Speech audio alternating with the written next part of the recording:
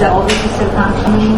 Kayo po ba as Vice President even if you are conversant? Alam mo kasi, hindi kasi nila naiintindihan, sorry Hindi ko alam kung sinasadya nila na ayaw intindihin o talagang bobo lang talaga yung nasa administrasyon.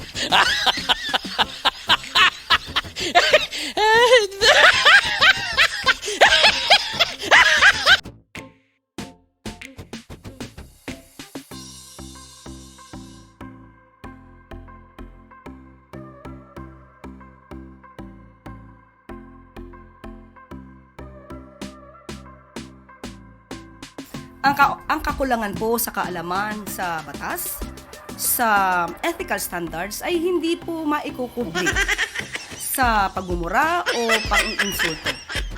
Simple lang naman po. Bakasyon o trabaho.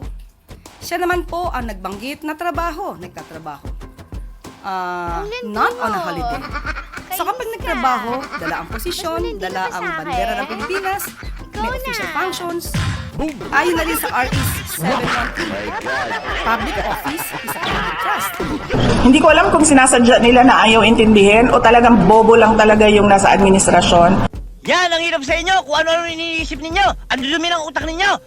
So dapat ipaalam ano ang naging magandang resulta sa pagtatrabaho. Kung walang mai-report, baka walang natrabaho. Ang Pangulo, focus sa trabaho. Wow, ang bigat! Kapag po siya man ay umaalis ng bansa, may dalang magandang balita. May magandang naging relasyon sa iba't ibang leaders. Isa dito ay ang pagsagip sa buhay ni Mary Jane Veloso dahil sa magandang relasyon sa Indonesia.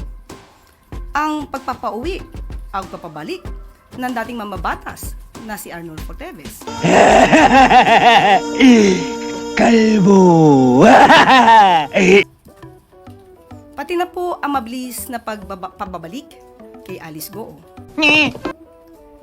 At sa Japan, inaangat ang turismo ng Pilipinas.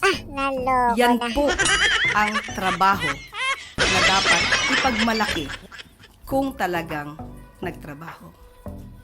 Huwag mong subukan. Masisira ang buhay mo. Is the office is still functioning?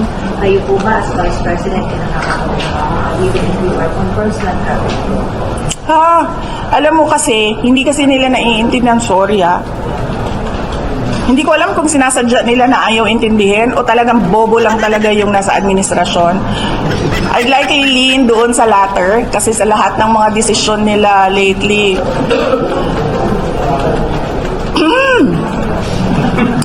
ay, alam mo, sa totoo lang talaga, nahihiya ako as a Filipino ba na nanonood yung ibang bansa sa atin and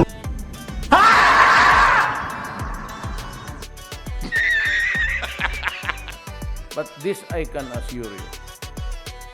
My presidency will take care of you. Wala kayong dapat alalahanin.